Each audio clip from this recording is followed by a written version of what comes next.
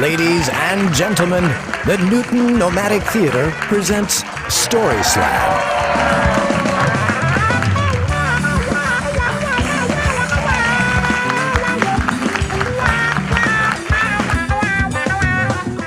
This evening, and welcome to Gregorian Rugs.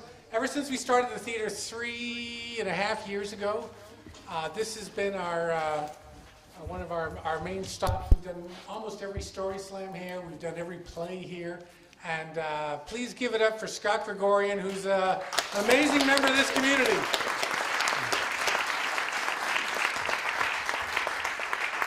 So who here has never been to a Newton Nomadic Theater play? Okay, all right, that's great, because we're going to recruit you.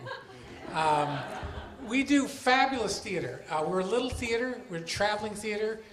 We perform in non-theater spaces like this. Typical play will run for 5 weeks and move to 7 or 8 different places. It might be a barn, a living room, a pub, a rug store, library. So anyway, we get fabulous actors you'll see on some of the big stages in Boston. You won't believe the talent that we get in our little scrappy traveling theater. Coming up next is, we're in rehearsal right now for something totally different, and this is the American premiere of a story you know, but not this version. It's Dracula, the Bloody Truth, and it's a hysterical comedy. I've been seeing the rehearsals. It's off the charts. So that's coming up at the end of April. Get on our mailing list at the intermission, and we'll let you know as soon as tickets go on sale for that. Anyway, tonight is the Nomad Story Slam.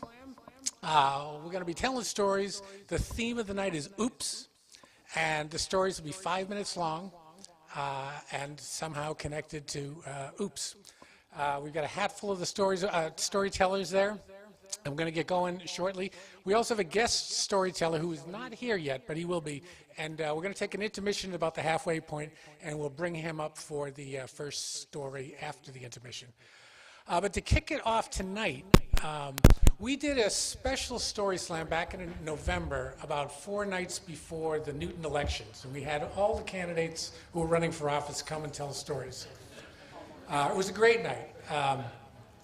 And one of those candidates, by the way, is there a little echo on this thing? Okay. You, not me.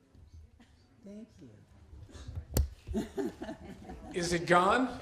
Ah, yeah, there we go. All right. So one of those storytellers who was there that night was a candidate for the school committee. He's running for the school committee the first time. He told a great story that night, and he won the election 4 days later, and we claim credit for that, you know? Like that's, An Ping Shen is here to tell his second story at the Nomad Story Slam. Come on up, An Ping. Well, good evening.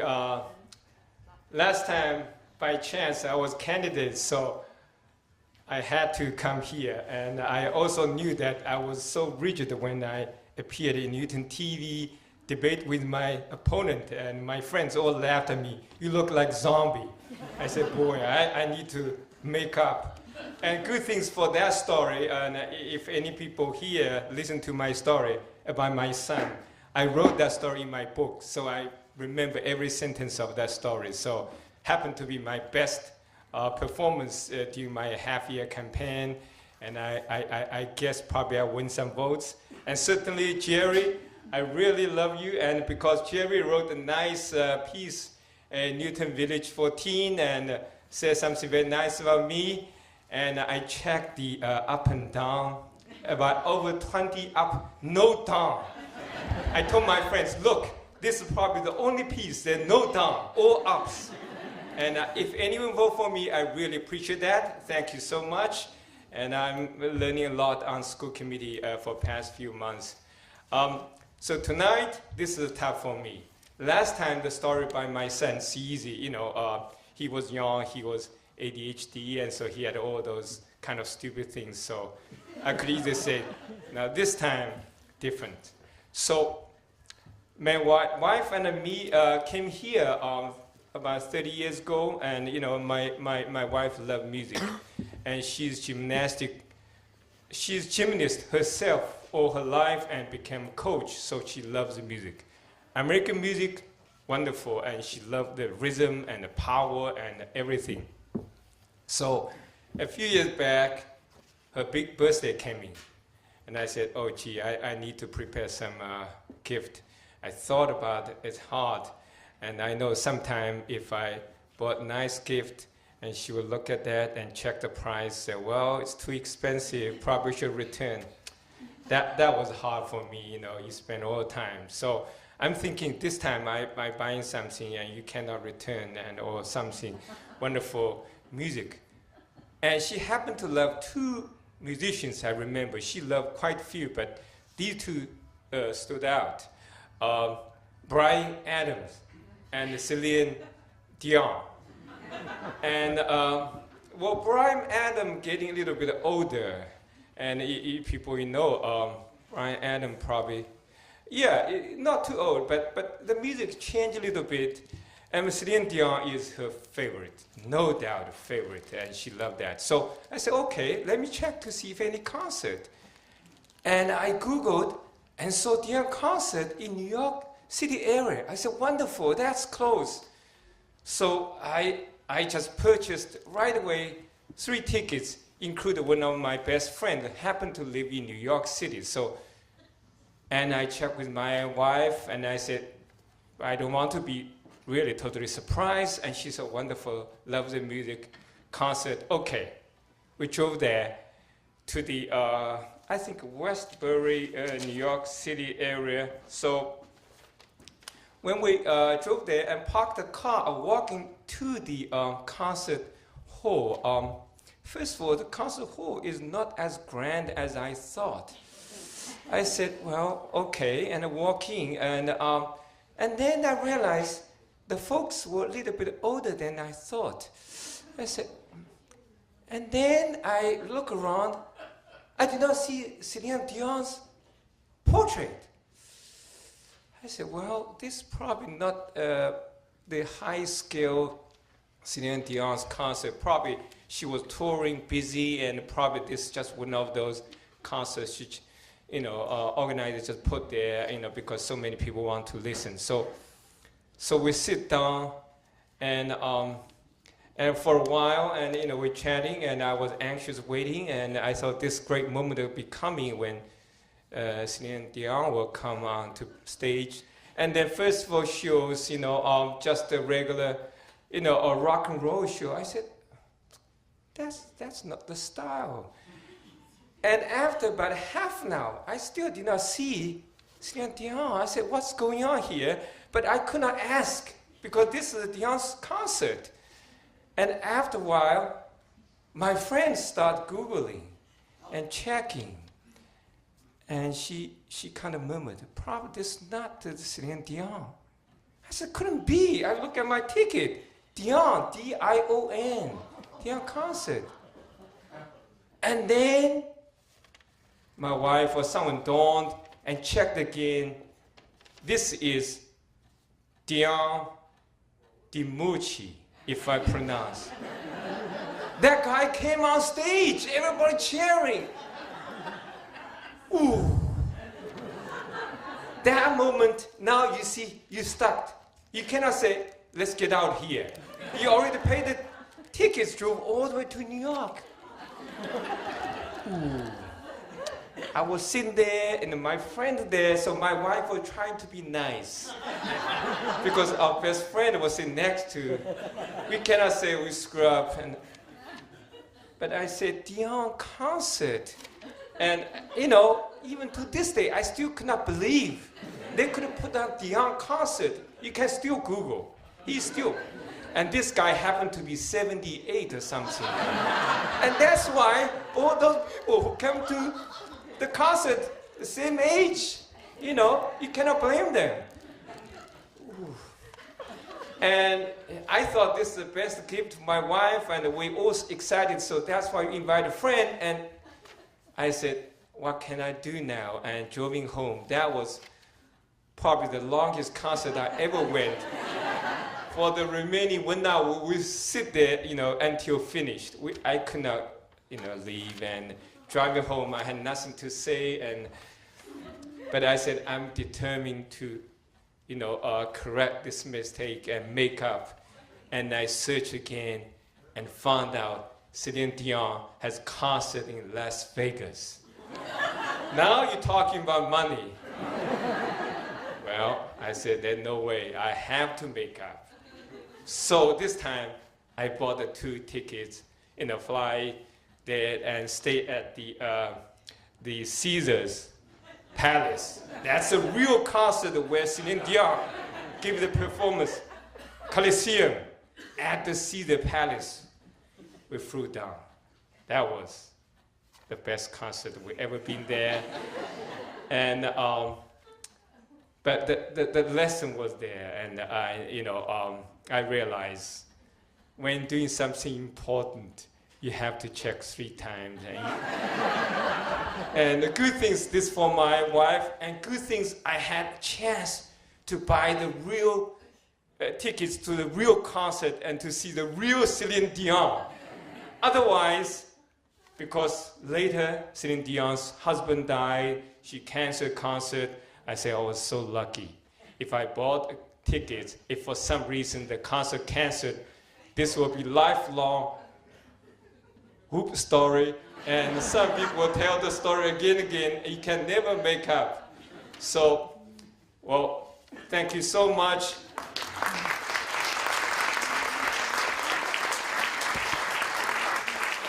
Let me explain the reason I cannot stay. I have to play the indoor tennis league, and I thought I could find some sub for me tonight, but I haven't found any sub, so I have to rush at 8 o'clock. So that's why I'm leaving, but I know there are a lot of wonderful stories. But I'd like to thank you again, and thank Jerry, and thank everybody. Thank you. Have a good night. Bye.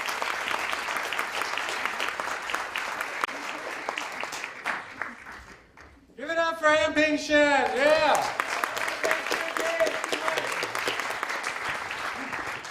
I think I'm going to tell a story. So,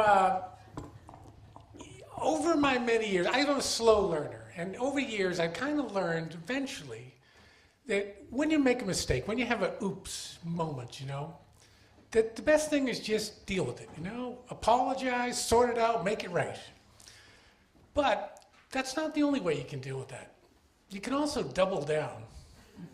Now, about 30 years ago, I lived across town in Newtonville, and our house had a garage, and it was coming up to Halloween, and all of a sudden I got this brainstorm, and I went to work out in the garage, and built this whole big thing, and it was called the Monster House. And so, the way it worked is like you could stand out on the driveway, wave your hand, electric garage door goes up. It's all these dummies attached to it. They all stand up. It looked kind of cool. But the main thing was after the door opened up and all the stuff's moving, this woman walks out. Very nice woman, very gentle voice, apron, kind of comforting, except she's got a monster mask. She's the monster mother. So she would come out and take the kids and say, oh, come on into my house, I've got candy for you, boys and girls. And she'd lead these kids into this little corridor that went down to the back of the garage. And on the way down the corridor, they passed this living room setup, and there was a couch and a coffee table and a TV, and the father monster, the brother monster, and the sister monster. So anyway, she would bring the kids past them into the back of the garage, start handing out candy, and then say, oh, it's drafty in here. She'd wave her hand, and the garage door would go down. So now the kids are locked in the garage, just where you want them, And she'd say, oh, you kids, why don't you stick around? We can watch a little TV. And she'd wave her hand, and the television would come on. And then as soon as the TV comes on, the family starts squabbling. And they each wave their hand, and it's like the news comes on. No, I don't want to watch it. They wave their hand. The sports come on. No, I don't want. Until somebody waves their hand, and the gory story comes on. And they all love the gory story. Peace reigns in the monster family. Now, the gory story was filmed that afternoon, and we put the cameras right where the kids are standing. And we put the actor, we'll call him, right where the television is going to be. And it's a two-headed monster telling himself a story on the television.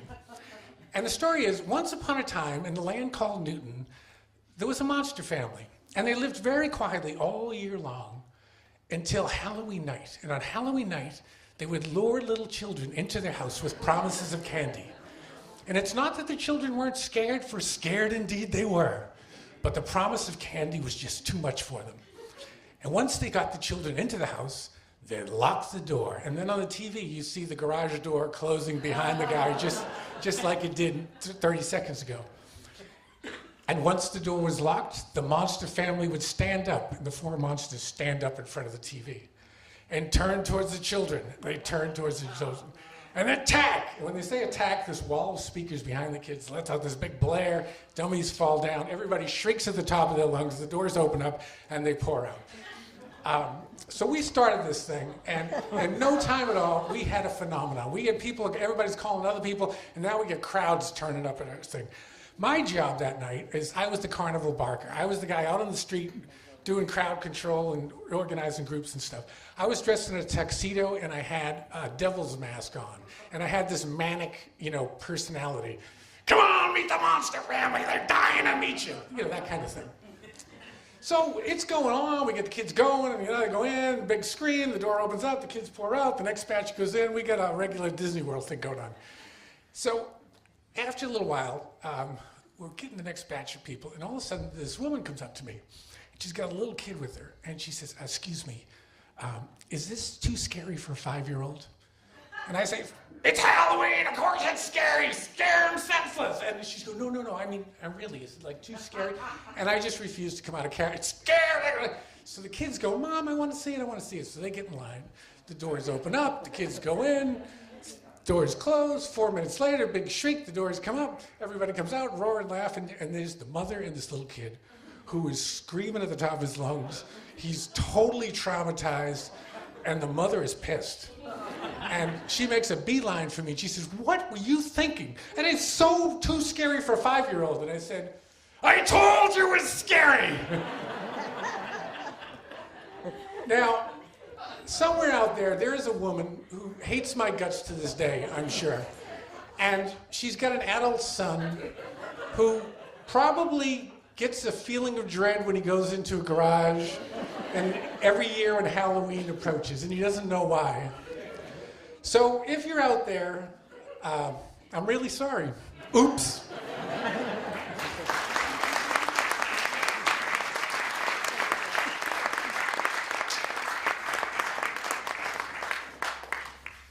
We have a name for that.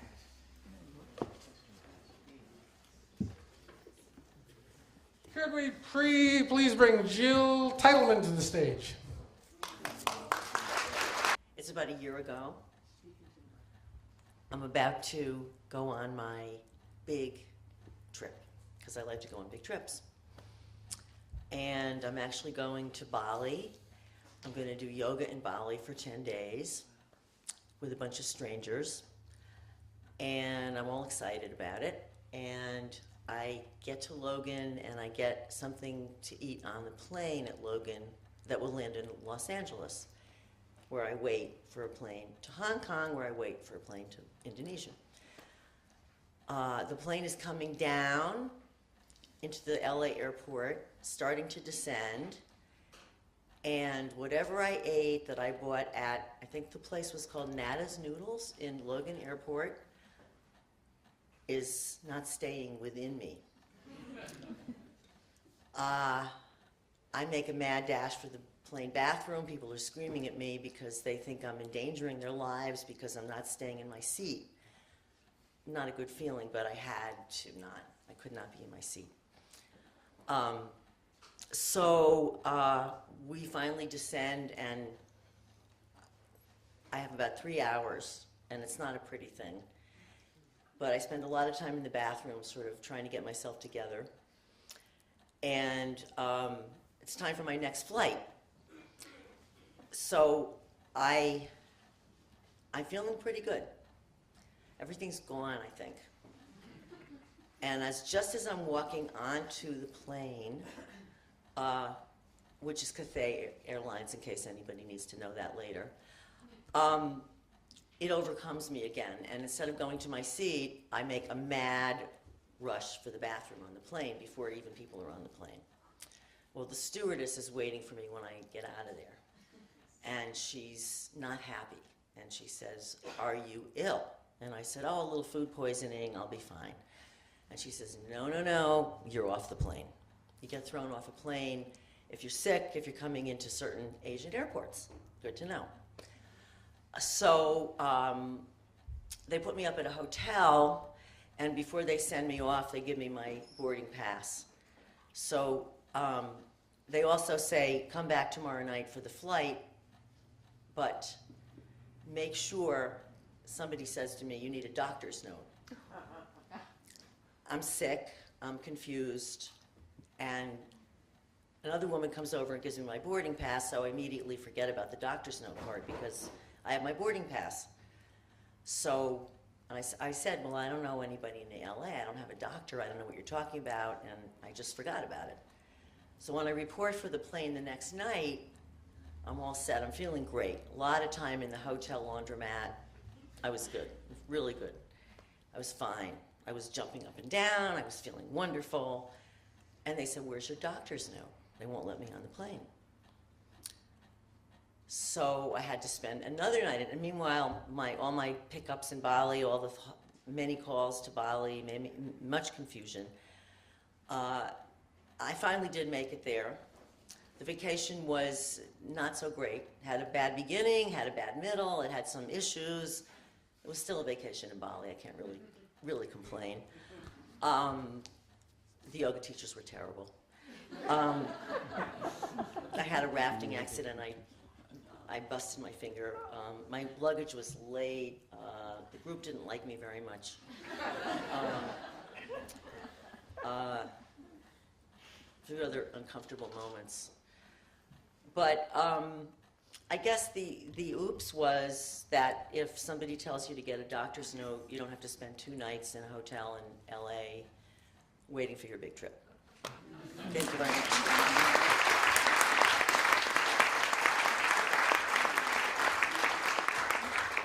Thanks, Jill.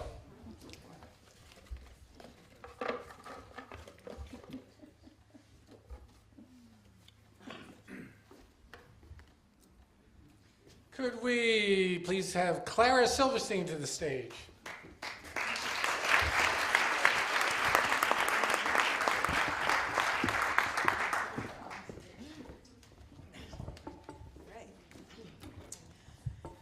So when my husband and I moved from Boston, an apartment in Boston, to Newton many years ago, we had quite a lot of stuff.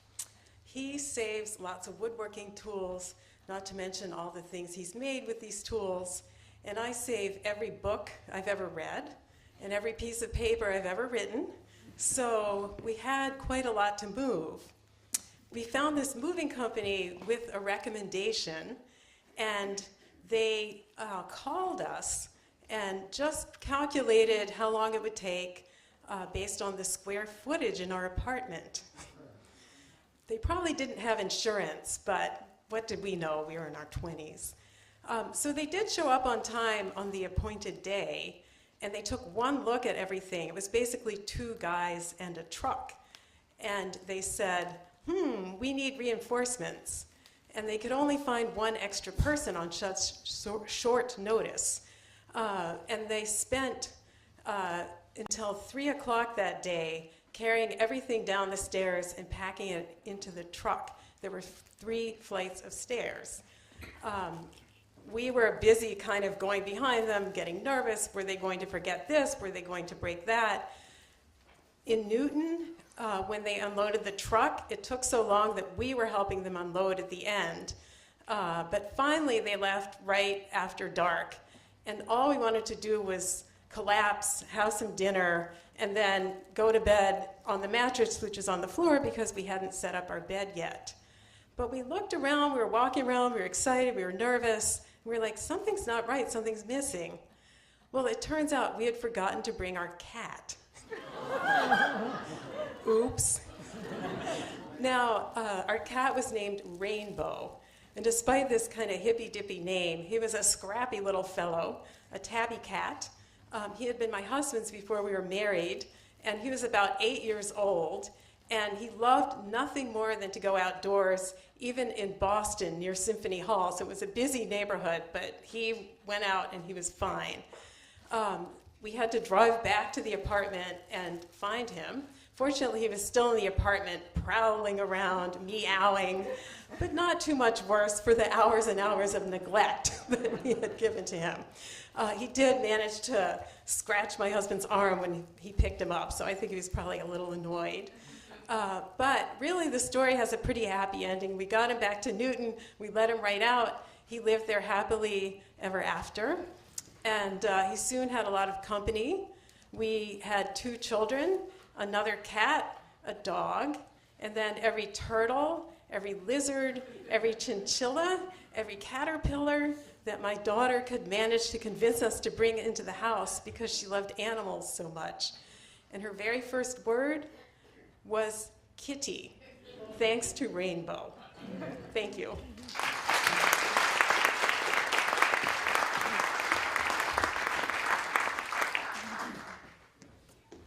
Yeah, thanks, Claire. She's a returning storyteller. She's been here before. I'm going to read a couple of your stories here. A little, oops, give us some more during intermission. Fill these out. We love these things. Oops. Put her back before she notices. Ooh, like that. Oops. On our camping honeymoon, my husband backed the car over a rock which punched a hole in the gas tank. We were on top of a mountain pass, no cell phones. The next day, he bought and installed a new tank as fog and drizzle rolled around us. Last summer, we celebrated 50 years of Oops fun together.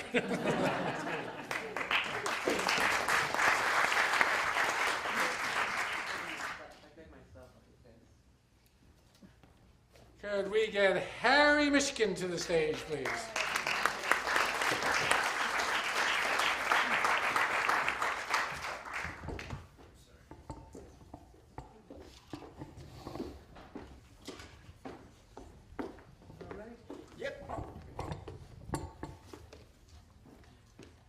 Smash! Bash! Tinkle, tinkle, tinkle.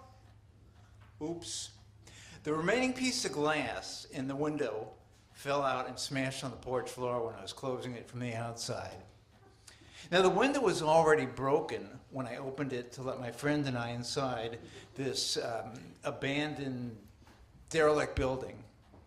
And it was like one of just a few buildings that was on this immense tract of land that was being denuded of trees and populated by really quickly built houses.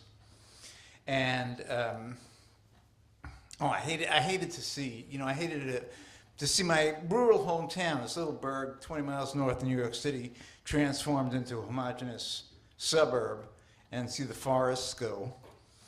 And I hated the avaricious developer who was doing this. I'll call him Joseph Arnold. And he was easy to hate because he was an arrogant SOB. But going into the house wasn't like part of a vendetta against him. We were just exploring, 13-year-olds. We wanted to see. Actually, we were interested to see, because the house was only recently abandoned. It was actually rented out. And we wondered, how could people live in such a trashed out place? We wanted to see what it looked like. Well, actually, we'd find out something about such people, because the house next door was like a mirror image. It was also very, very tacky, very, very messed up, but there was still somebody in it. And one of those people stuck her head out the window and said, when she heard the glass crash, "I see you boys, I'm going to call Mr. Arnold." And I thought, oh my God, how could somebody living in such a trash bag have allegiance to that slumlord? But hey, we're not going to run, because we weren't doing anything wrong. We're just exploring. And so we're taking a leisurely walk back to my house, and all of a sudden here comes his cream-colored Cadillac convertible. And he drives up alongside of us, smoking his cigar. He was always smoking a cigar. "What were you boys doing in my house?" "We weren't in your house." "Don't lie to me, the woman saw you. You were lighting matches." Uh-oh, this story is starting to get deep. I'm thinking, okay, who was lying, Mr. Arnold or that lady? "Wait here." Well, we're not going to listen to him, so we just keep walking. And we hadn't gotten to my house yet, because here comes back the cream-colored Cadillac convertible, followed by a police car. Uh-oh. And Mr. Arnold stays in his car as the cop gets out. Okay, boys, get in. And once we're in the car, the cop starts going over the allegations, and he's got a real dubious tone. And pretty soon I figure out he hates this guy as much as we do. So they get down to the station, and they approach the cop, and Mr. Arnold approached the chief. And the cop says to him, "Hey, Joseph, what are you going to do? Press charges? You know, we got no evidence these kids were trying to start a fire." So he looks around. "Okay, I won't press charges, but those boys have to clean my house." That no good SOB. The kitchen was trashed. But what are we going to do? The cop says, hey, Joseph, could you give the boys a ride home? So now we got to ride back with them. So we get in the backseat of his Cadillac convertible, and he continues with his accusations. "I know you boys were in my other houses. I'm so sure of it I could bet everything I have. And I do have a lot." That's snotty SOB. So I let his accusations kind of just drift away, but they came back to haunt me. Okay, I'll confess. I was in one of his other houses. An abandoned house. Come on, give me a break. And I saw this old payphone on the wall. Now, I was of the age where I just really started liking tinkering, taking things apart to see how they work. And I took the payphone. And I took it apart, and it's amazing. If you ever seen the inside of a dial of a payphone, there's this little lever that bounces up and down with a camshaft according to the number you dial. And I figured out how to hook up a light and a battery, and watching Glee as it blinked on and off. So I stashed it into we had an old abandoned, non-used dining room table in the basement. So that was like a week before. But the day after our apprehension, we show up at the kitchen and with our mops and brooms and do our slave labor. But that night, my febrile 13-year-old mind starts thinking about that phone in the basement. I start picturing Mr. Arnold at the door in the morning with 2 cops with search warrants. Oh my God, I was tossing and turning. So I got a friend that was also tinkering, and actually he jumped a dial? Yeah. And so he traded me for some other electrical doodads, which were nowhere as interesting. So it wasn't a good deal. But maybe I learned something, because my oops moment.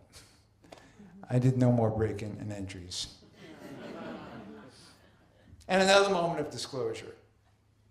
I was actually a little snot. A little self-righteous snot, because if Mr. Arnold had not knocked down all the trees as fast as he could and put up these little ticky-tacky houses, my blue-collar parents could have never afforded one of those houses. That's where I lived. Thank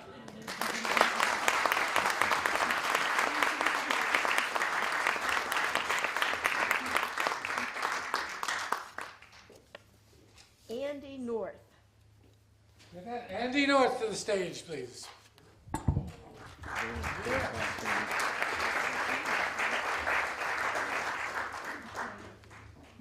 Andy's a theater-in-law. His wife is Naughty Lewis, who you might have seen in a couple of our plays. Yeah, I'm a theatre widow. Hello. Hello. Just wanted to tell you a little story about me and my mate Pete. Now, Pete Morris, his name was. I met him when we were travelling. We were lived in Australia as backpackers in 1999. So it was a long time ago, and we had, I don't know if anyone's done this, but we... Oh, don't you hear me? Can you hear me better? Sorry about that. We lived 10 of us in an apartment on Bondi Beach. It was rough living, but it was good fun. And Pete and I met at a job interview, and we were kind of forced together more than came together for any other reason. And we lived together, and frankly, we didn't really get on. He really got on my nerves, and I think I really got on his nerves, but we were kind of forced together. And we worked one end of Sydney, we lived the other end, so it was a good hour-long commute, and we worked in a bus garage, so we were on our feet all day. And on the way home, we used to get to Bondi Junction, which was a bus terminus, and there was always a huge number of people around, and there was, on this day, 4 different buses that we could have got on. One that went one route that was a bit quicker, and arguably the other one that went quicker. And there was always an argument between me and Pete about which bus we should get on. But the most important thing was, because it was a half-an-hour ride, you wanted a seat. And that was, after you'd been on your feet all day, you really needed a seat. So on this one day, there were 4 buses. And I was kind of leading, and I said, let's go for that one. And at the last minute, I changed my mind, and we went for that one. And you could feel Pete's anger growing. And we eventually picked one of the buses that we were going to get on, got on. I mooched in. There's a seat. Grab it. Fantastic. I sat down. I was very happy. A couple of other people got on, and Pete was just sort of behind them in the crush. He got on, no seat. And I sat there, and I could feel this anger growing in Pete. And out of the blue, he just punched me in the face. He just went, like that. Just punch, and I'm just sitting down. And he's not a violent man, and I'm not a violent man either. I'd never really, unless I'm very drunk. So he's punched me in the face. And I sat there thinking, that's really, wow. And I sat there for, it was probably a minute or so, a good minute and a half maybe, and I just went, I'm not taking that. And I punched him back and sat down. And he just stood there. And it just struck me, it was only when I got off the bus that I realised that the people that had been on the bus had seen a man, total random man, sit down, another guy punch him punch back, and neither of them say a word to each other, and then just carry on the journey, which must have blown their mind. But there you go. So, oops, I hit Pete. Sorry. Thank you.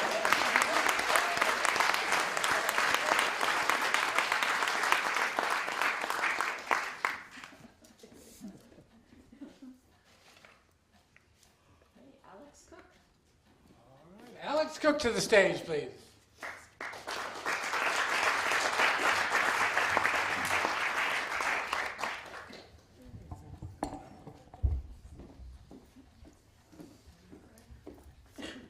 Hi, everybody.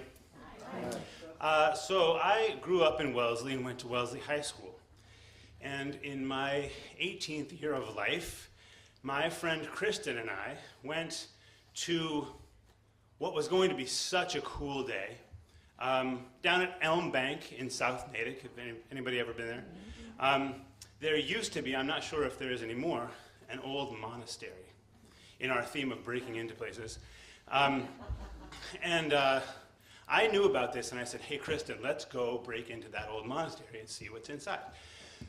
So she, being a pal who was always up for adventure, said, great, let's do it. So we took my mom's two-tone brown Nissan Stanza and drove it out to the Stigmatine Monastery. And, it was a fine Saturday. We parked the car right there in plain view and walked over to the monastery, and it's all boarded up and stuff, but we found a way to get in, and sure enough, it was wonderful inside. There was old paintings, and it was dark, and it was cool. And we spent the whole day exploring, and just had a wonderful day. Now, like I said, we were 18 and didn't really have any notion of what the rest of this place was, or what they did there, or when the gate closed. So we probably got there at 3 or 4 and spent several hours inside this place. And when we came out, the sun was low, and we got back in my mom's two-tone brown Nissan Stanza and drove out to the exit, which any of you who have been there know is a turn off of, I forget what the road is, but it's a turn off, and it's a long driveway that comes to the roads that are inside there. And on one side of the driveway is a fence, is a ditch. And on the other side of the fence is a little bit of forest and then somebody's house on the other side of that forest. And it's 75 yards long out to the road. So we drove out, planning to go home, and sure enough, at the end of that driveway just before the road, so close you can smell it. The gate is closed, locked with a padlock. We are stuck inside Elm Bank with the car, which belongs to my mom, which she presumably needs. So step one was, oh my God, there's got to be another exit somewhere. So we drove all around looking for all the other ways you might be able to get out. It's not there. There's no other way to get out. So we're thinking, what are we going to do? There certainly weren't any cell phones. This was 1992. And I didn't want her to know anyway. So we're like, are we going to need to camp out here tonight? Are we going to need to walk back and commit our sin and tell my mom that what we had done? And so we're just really seeking for a solution. And we drove the car back to that driveway, and I'm like, looking on, there's a ditch over here. You really can't drive through a ditch. Over here, there's this forest, trees and trees and trees, and I'm driving really slow. And I come to a place where there's a really thick tree, and then there's about 8 or 9 feet before the next thick tree. In that space, it's not empty. There are other trees that are only like this thick. And so I was like, Kristen, I think we can do this. I said, you get out and bend the trees over. And we'll drive through the forest and get out of here. And the thing is, on the other side of the forest is not a road. It's somebody's backyard. And she was like, I think we can do it too. So she got out, and there was maybe 2 or 3 saplings, this big around. And I was like, this is crazy and maybe really bad. So I turned off and I was like, okay, well, there's sort of no turning back, because once you are over a tree that's bent over, who even knows what's going to happen? This is uncharted territory. So Kristen's out there and she's pushing them down, and the trees are going over and the leaves are down in front of me, and I'm like, okay, here we go. And I can see the perfectly coiffed green grass of the backyard. And we got to a place where now all of the trees that were in our way are now under the car. And she gets back in, and we're both like, oh my God, this is going to work, I think. And so I punched it, and behind us, the trees go and fly back up, and now we're just in somebody's backyard. And I was like, oh, okay, so I turned the car real fast, and I'm like thinking in my mind, there's going to be these horrible ruts. Are they going to come running out? Are there going to be dogs? Are they going to call the police? What's going to happen? I drove real fast into their driveway, and then we were on asphalt. And then I drove real fast into the road, and then we were on a road, and then we were gone, and it was as if it never happened. Thank you.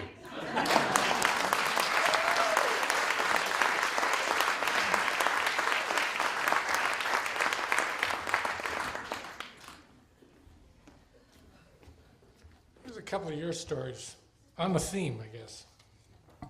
Overheard between 2 older women at a New Hampshire Walmart. Side by side, they're pushing their carriages. A whiff of poop in the air. Did you poop? No. Did you poop? Oops. Oops, forgot to take out the dog. And not 1, but 2, oops, I did it again. Mike Riley to the stage.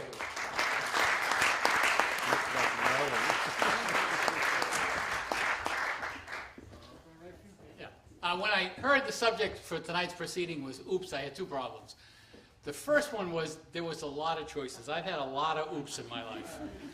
And the second one was all the stories I could think of didn't make like a full story slam story. So I thought what I did is I would give you my 5 greatest hits of oops.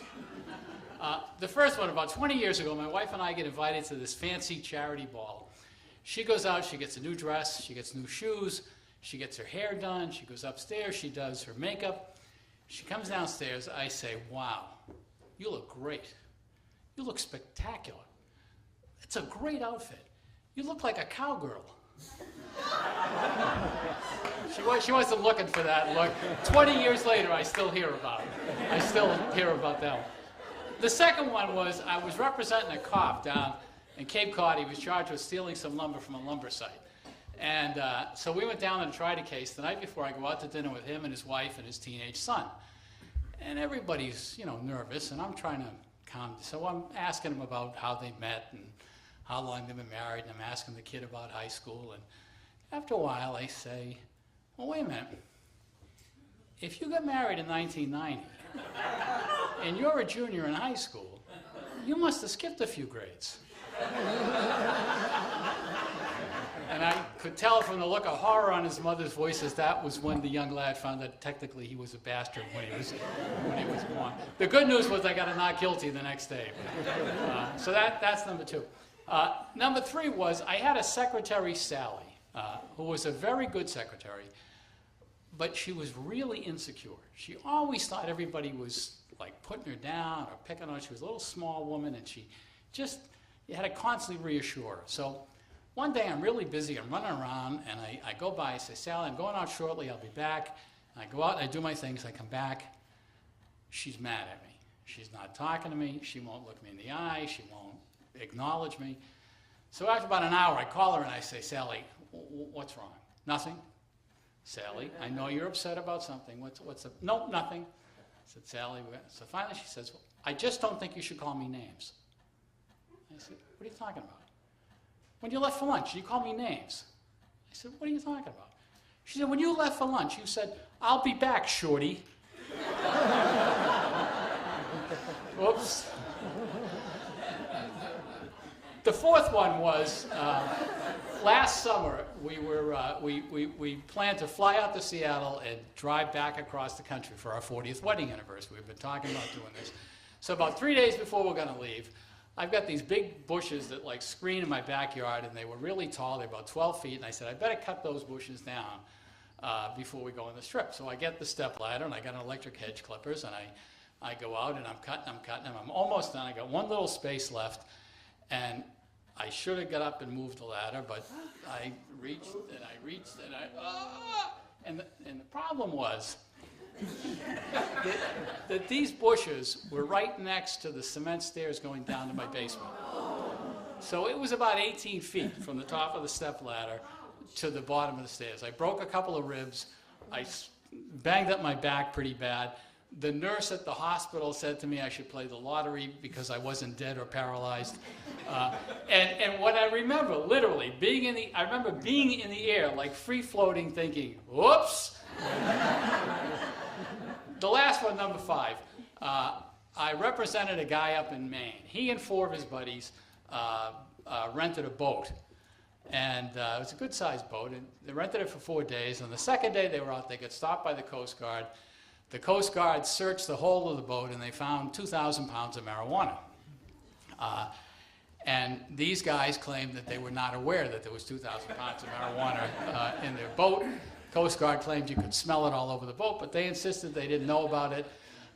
So we had to try the case. And the only defense was we didn't know about it. There was also surveillance, which seems to show that this boat met out at sea with a mothership full of marijuana. So, it was a tough case. So there's myself, 4 other lawyers. We're trying the case. We each have one of the defendants. We go through the whole trial. It's time for closing arguments. The first guy stands up, who's a friend of mine, who's a good lawyer. And he does the best he can in his closing argument. He gets to the end, he says, ladies and gentlemen, when this trial began, you took an oath and you swore that you would follow your duty as a juror and you would hold the government to its duty to proof beyond a reasonable doubt. And I suggest to you, when you review all of the evidence as I've laid it out to you, you have no choice but to find my client guilty. He then makes it worse, as you often do, by going, Freudian slip, I meant not guilty. Which, of course, Freudian slip meant that his unconsciousness was speaking the truth. So we all immediately stand up, we move for mistrial. Our co-counsels just called our clients all guilty. The judge denies it. He stands up and says, Judge, I just rendered ineffective assistance to my own client. I should get a mistrial. The judge denies it. They all get convicted. We go up to the First Circuit Court of Appeals, and the First Circuit Court of Appeals says it was in the judge's discretion to deny those motions, but they say, in any case, the evidence was so overwhelming against the 5 Jamokes that it was harmless error. There was no possible matter that it would have made a difference. Basically, the First Circuit Court of Appeals on that case said, oops.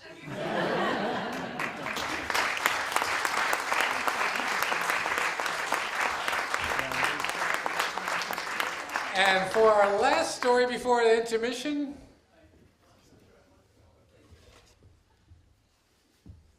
Sarah May. Sarah May to the stage, please. This is my first story slam. I'm sorry, I don't have it memorized. Can't actually see. I am not a technology girl. I have gone kicking and screaming through each succession of electronic changes in my life over the past 20 years. Word processing, PowerPoint, email, cell phones, Facebook, texting, online banking, shopping, and electronic records, to name a few. There's usually been a 5-year or more gap between myself and the rest of the world in venturing into any of these endeavors. Computers are not intuitive to me on any level. Frustration and fear of failure is quite high. Although my husband and I did meet on an online dating service, that was a wonderful exception to the ongoing saga. In my career as a physician, I have worked in a handful of practices, all within community settings. I was recruited by word of mouth by both of my first positions. In my first practice, we had paper charts and secretaries to take dictation on notes that we mailed to referring physicians. We did not access the internet from office computers or use email for communication. In retrospect, we were dinosaurs of sorts, but we did get the job done. I enjoyed the verbal and human contact with staff and patients. Dictating was fast and efficient. I went home with my work completed. I had yet to develop the orthopedic, visual, and emotional burnout of what was to come. In my second position, we did have usage of desk computers, but mostly for inter-office email and literature searches. We did not have our first electronic health record until 2012, behind industry standard. It took about a year to hand enter all the retrospective clinical data. Work now took 30% more time. Life was never the same. This is getting to the oops. 3 years ago, I embarked on a job search again, mostly by word of mouth and phone, but also by email. I found the electronic process of communication with relative strangers unnerving. How to craft the most concise, confident, and respectful email was a challenge. In 2015, I was recruited by email to apply for a job as a subspecialist at a major teaching hospital. This was a hospital at the forefront of electronic health records and fully wired. I myself was just beginning to email colleagues outside of my own practice. I did not own a smartphone, and I did not text. My CV was forwarded along as requested. I enjoyed a 2-day series of interviews and felt there was mutual interest in the position. In truth, I did have doubts as to whether I, as a community physician, could succeed in an academic center as a specialist. I also loved my patients and was not sure I was ready to move. Being an open and honest person, it felt quite deceitful to take time off for work for interviews, so I used Gmail account for all my communication. A week after the interview, I received an email from an administrative assistant at the hospital stating that due to new policies, I would need to log onto a website, create a new username and password with security questions, and then upload my CV and other extensive data in order to continue the application process. In my mind, this data had already been provided, and the sense of collegial interaction had now been disrupted. I forwarded the email to my tech support husband with a word of exasperation. He responded, "The lunatics are running the asylum." I then proceeded to spend quite some time on a task which for most would have been routine. I feared I had not completed all the required fields properly, and I wondered if the whole document had even been received. There was no person to call or check. I responded to the staff member's email with a caveat that I had done my best, and could she just please inform me if anything was missing. 30 seconds after the email was sent, I realized what I had done. My husband's supportive retort about the lunatics had gone merrily along with my own email response as part of an unwanted chain reaction. Oops. There was no unsend button. There was nothing we could do. The utter embarrassment of the error sat with me for a very long time. I did not know this staff member, and I never would. I always wondered if she got a chuckle or if it just took my name off the list.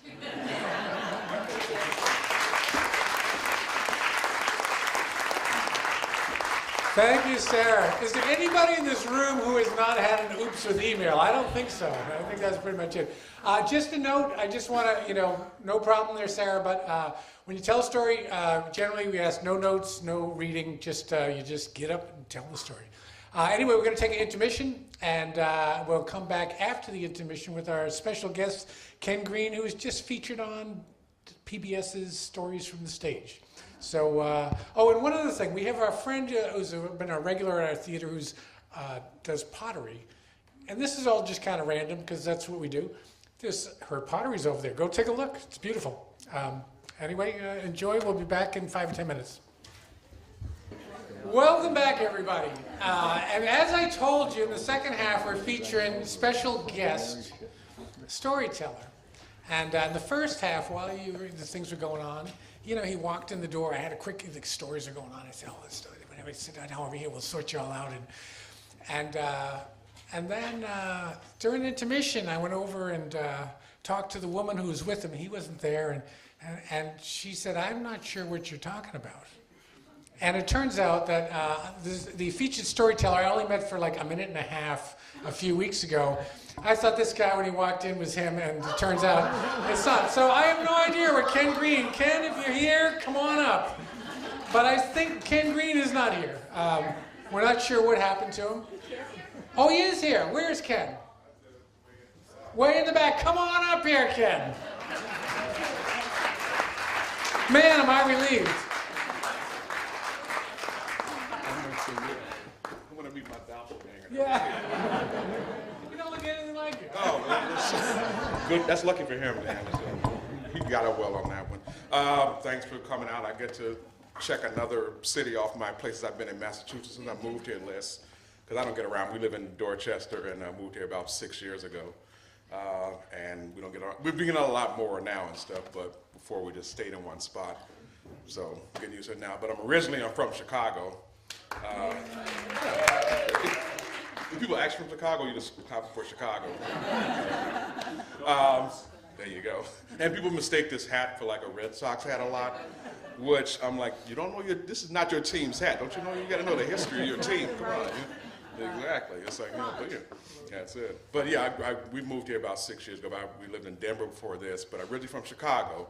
And I know Chicago has a bad reputation, like you see it in the paper and everything, but trust me, it's not even half as bad as that. I mean, the places that are really bad, you have no reason to go there anyway.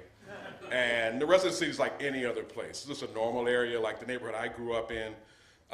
It was like sort of middle class-ish neighborhood we grew up in. I went to Catholic school, did the whole 9 yards. I was an altar boy. I was, did the whole thing or whatever. My other friends were the public school, but we let them in the group anyway and stuff. But I grew up in like this little middle class type neighborhood. It was like pretty normal and stuff, but we were teenagers and we were nerds. We were nerds. We're blurds, which is like a black nerd. But we were like we were young kids, about 12, 13, 14, and we were like pretty nerdy. We didn't have a lot of like things to do. No, we couldn't you couldn't buy alcohol at that age. You couldn't, nobody invited us to parties a lot. So we had to make up our own entertainment. And because nobody had a car either, we spent a lot of time at each other's house. We'd like make up games and try to figure out something to do. And most of our Friday and Saturday nights were spent in each other's basements. We would like buy a frozen pizza, make it at somebody's house, and then try to watch scrambled adult movies on the pay-per-view channel. And this is back when TV, like you had the horizontal hold thing, so the picture would be kind of wavy like this. So you'd have 4 guys in a basement leaning like this, trying to see if they could see anything or whatever. Like, is that what's it? No, I think that's the top of the lamp. I don't know what that is. And other than that, we would try to make up our own games. And so we would make up games, because only 4 of us, so we couldn't do baseball or softball, so we just make up a game. We had one game we called sign ball. And the way you play sign ball, you get a ball and you throw it against like a sign, a stop sign, one-way sign. And that was pretty much the game. That was, we would take turns throwing the ball against the sign, and we didn't know who won, but that was sign ball. And we had another game called setback, where like it'd be two guys here on one end of our block and two guys on the other end. And you would try to throw the ball far enough so they would go over their heads, and you have to chase it, and you would set them back further. And we also played a game called No Girlfriends, that was, which, like the others, had a self-explanatory title. But again, like I said, we would make up games. So one day, one of our friends, I don't know which one, our group, said, hey, I got an idea for a game to play. We're gonna go down to the end of our street, which is like right where the expressway ramp came up right there at the end of our street, and cars would have to go by there, and they'd kind of slow down and come off that ramp. We're gonna go down to the end of our street, and we're gonna stand down there, and we're gonna pretend to beat one of us up and see if anybody stops to help. And us being us, we're like, as good as anything else we're gonna do tonight, so let's go. So we went down there to play what I guess you can call the Good Samaritan game. And our street was like, it was like an empty area. It had a few weeds down there, and it was like a pretty good stage, so you could just see us right there. So we said, good, let's go down there and let's play this game that we just made up that has no point. And we're gonna go down there and wait for cars to come by and see if anybody stops to help. Who's a good Samaritan? So we go down there, we get in position, and we choose like our one friend, Walter, he's gonna be the victim. And the other three of us are gonna be like the beat-up-ees, the beat-uppers, whatever. I don't know what the terminology is. And we're gonna pretend to beat them up. So we get into position, and we wait to see a car coming, and we see these headlights come up the ramp. And like, okay, everybody, let's go. And we start punching. Now the thing is that, I mentioned we were nerds. We spent more time trying to avoid fights than actually fighting, so we didn't know how to throw punches.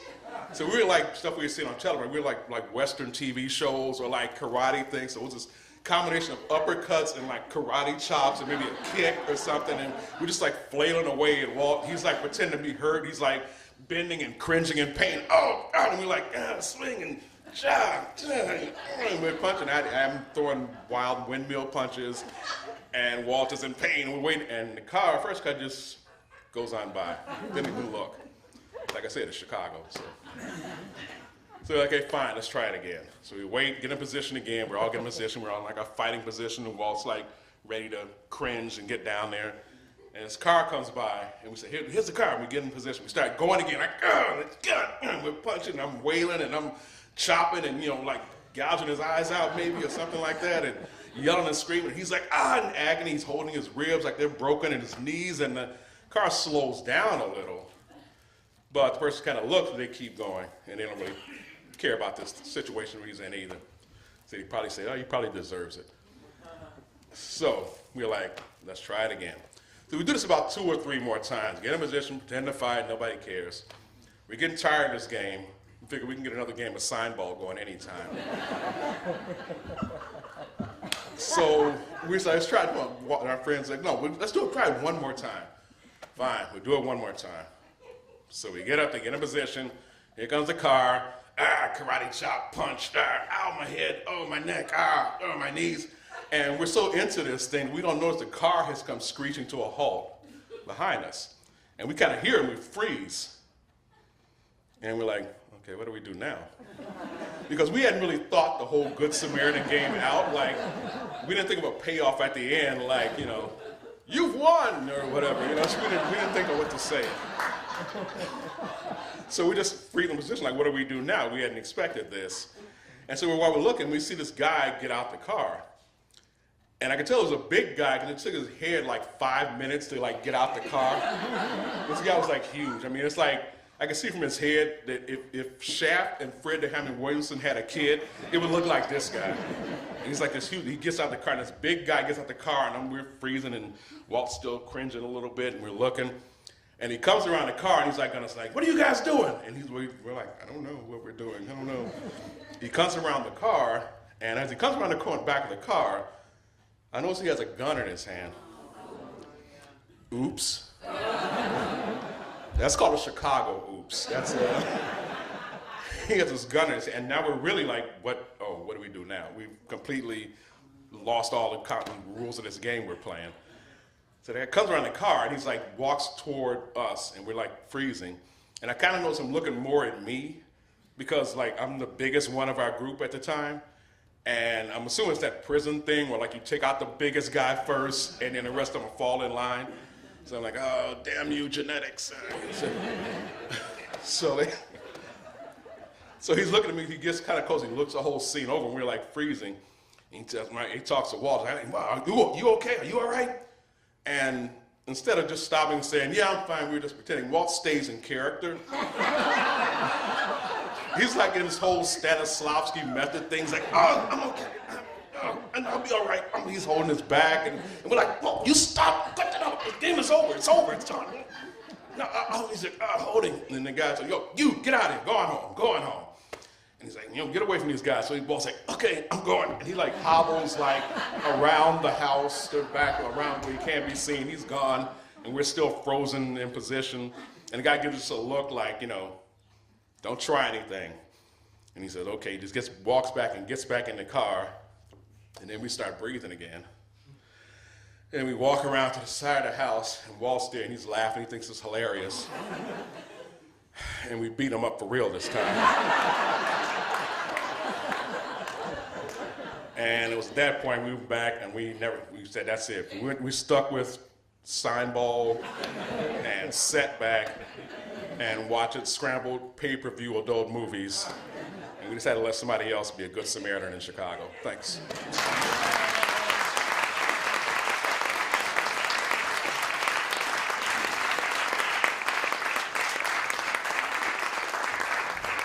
So Ken is going to be featured. I don't know if you've heard, WGBH is doing a series they started, I don't know, 3-4 months ago maybe. It's called Stories from the Stage. It's pretty much this kind of thing. It's on various times, and Ken was featured. When is that going to air? Do you know, Ken? They just filmed it a couple of weeks ago, and anyway, you got to see him on TV is what I'm trying to say. Let me get the. I even have my glasses. That's great. Can we get Alex Cholinsky, please?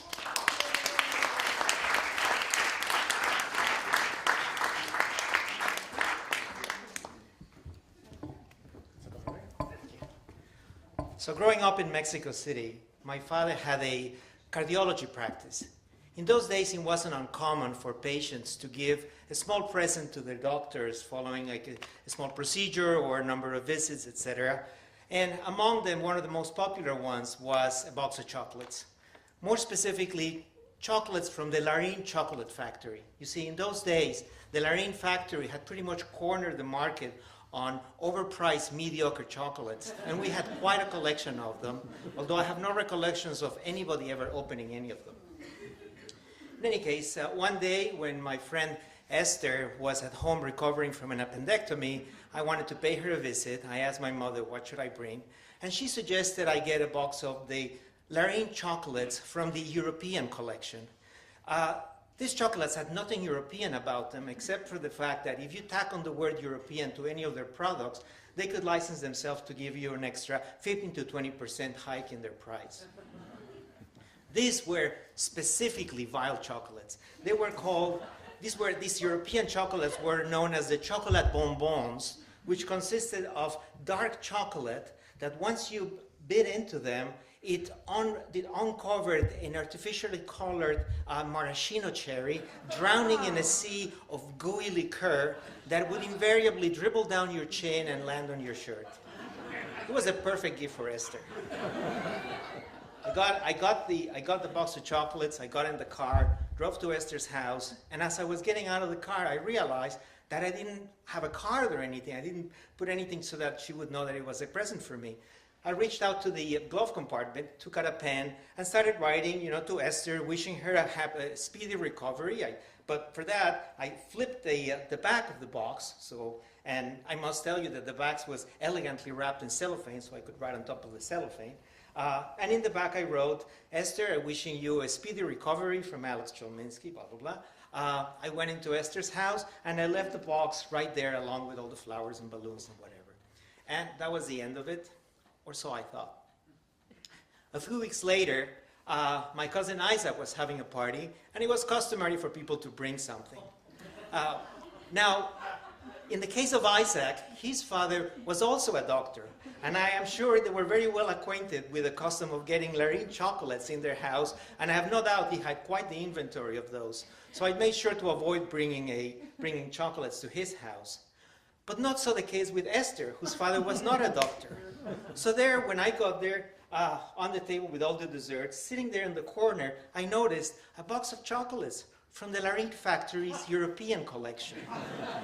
When nobody was paying attention, I walked over to the box, flipped it over, and sure enough, there was a dedication to Esther, wishing her a speedy recovery from her appendectomy, signed by Alex Chelminsky. I stood there and said, whoops. Or as we say in Spanish, híjoles.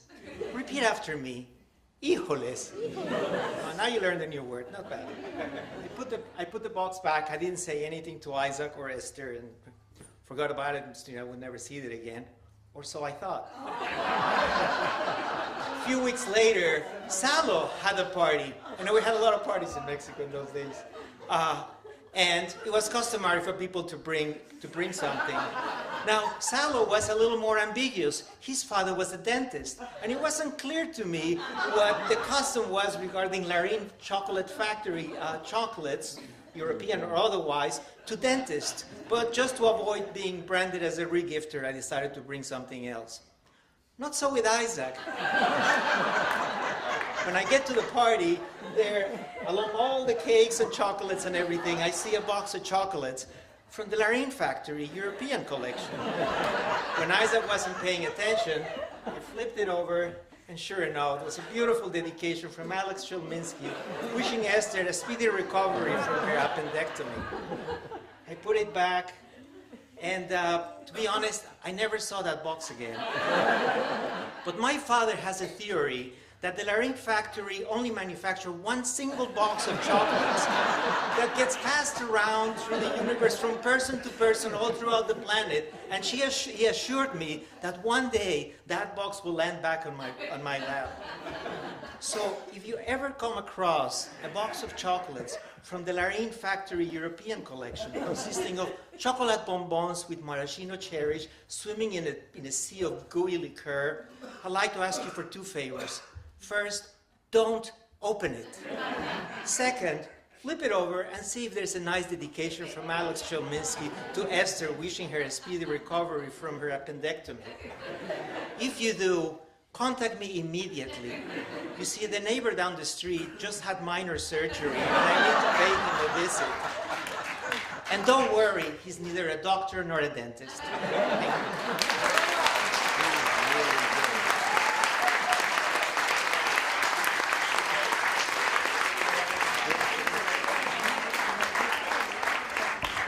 I'll tell you a little story. A year or two ago, normally we have tons of stories.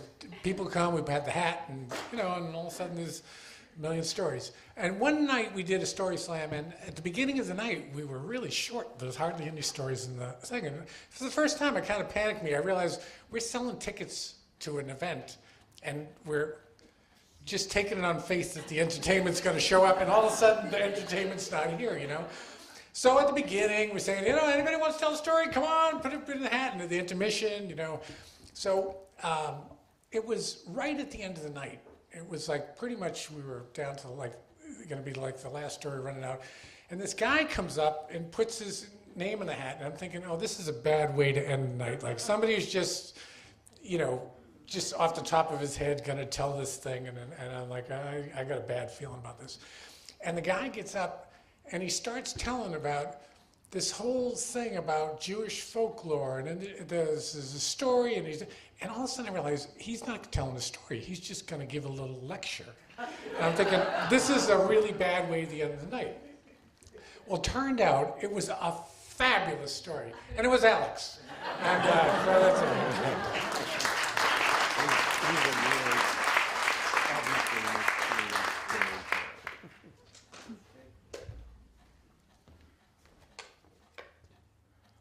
Could we get Louise Sacco to the stage, please?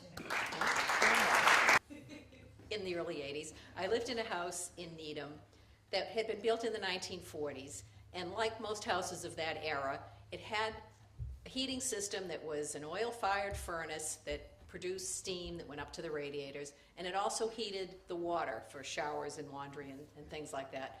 There was a water tank beside the furnace. The water would circulate into the furnace and get heated. At the time, the oil prices were going crazy, so our, this oil bill was going up and up. And also, it meant we were running the furnace all summer. So our basement, which had a playroom in it and was nice and should be cool and comfortable in the summer, would get heated up because the furnace would turn on to heat this water.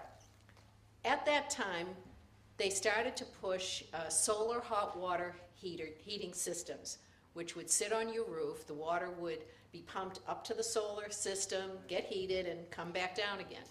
And they connected it to your old furnace system so that if you had a bunch of rainy or snowy days and there wasn't sun, the thermostat would send the water through the heater and give it the boost. It was a fairly expensive system, but there was a federal grant, there was a state grant, there was federal tax benefits for it, so it ended up looking like a good deal. So we had one of these solar companies come out and evaluate our house and our site to see if it was right. Well, it turns out our house was perfect. The sloped roof in the back of the house faced south, perfect south. There weren't a lot of trees blocking it, a little bit of shade late in the afternoon. You wouldn't even see it from the front. So we decided to go ahead and do this. And it did involve some construction. I mean, this thing took over most of the back roof, and they had to get the pipes through the walls and all this. So finally, after a little bit of time, the system is installed. It's run by a thermostat. We don't have to think about it. And they tell us it'll take a few days for that first big tank of water to get heated, and then you'll be able to see. And they were showing me, you'll feel the water, the pipe that comes down from the roof, you'll put your hand on it, you'll feel hot water coming down. And also the pipe that goes from this heater to the booster in the furnace, you will hear the water rushing back and forth, and you'll be able to feel if it's warm or if it's hot. So you'll have a sense of how it's going. So 3-4 days later, I go downstairs, I hear the pump, so I think about it, and I put my hand on it to see how hot is the water that's being heated by the solar system and then getting a boost from our furnace. It's cold. It feels like the same water that's coming in from the street, the same temperature. It's not doing anything. And it's been sunny.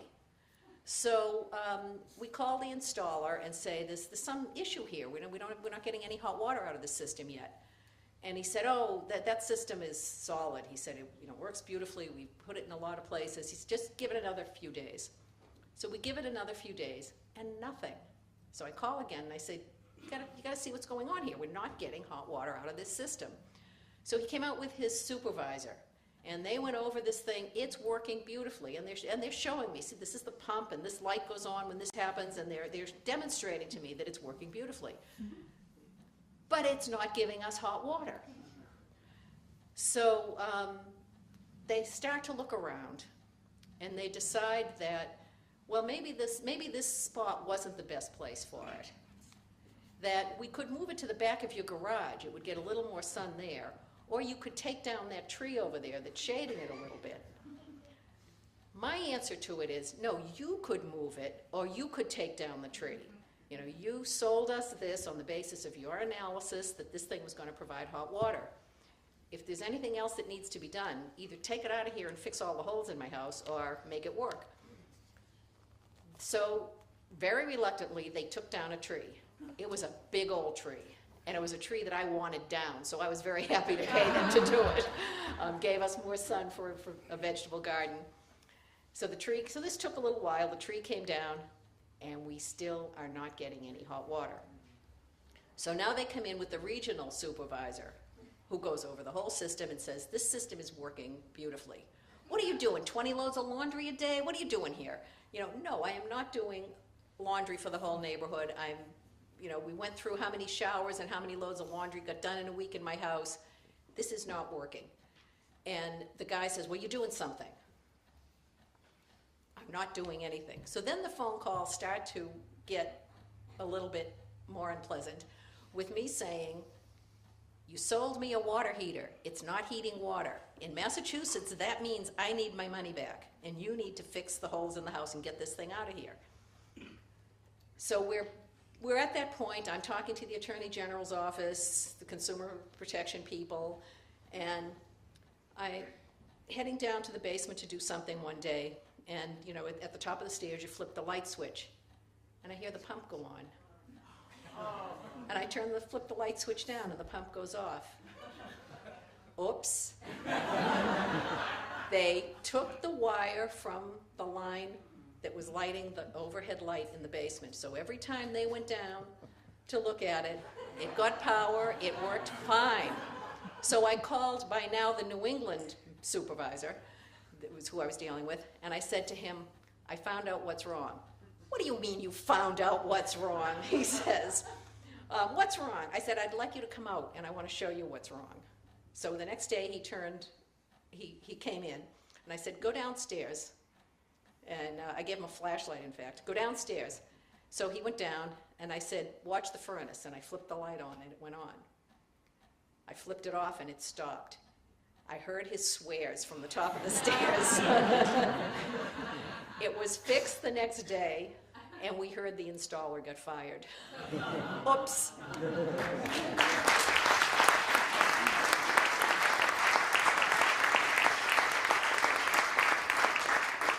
So during the intermission, my roommates from back, the story that I told there, back when I lived on the other side of Newton, my roommates are here in the crowd.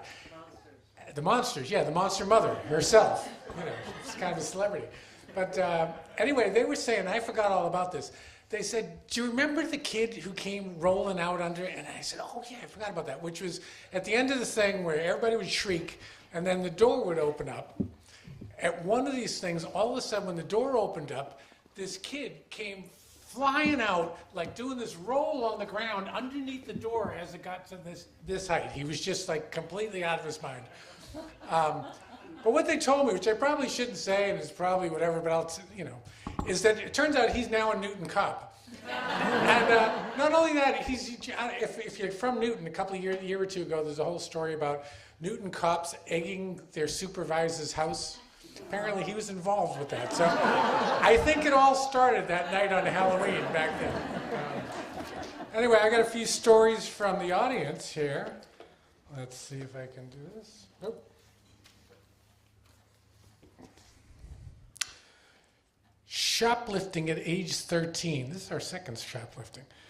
Got caught in the act by a shop attendant peeking out through the flower pots in a Penny R. I don't know what that is. Oops. I found a balloon in my coffee. I'm not quite sure of that. Oops. Second marriage. Oops, just called him, new husband, Neil. He's Rory. That is a oops. Could we have Barbara Levitov to the stage, please?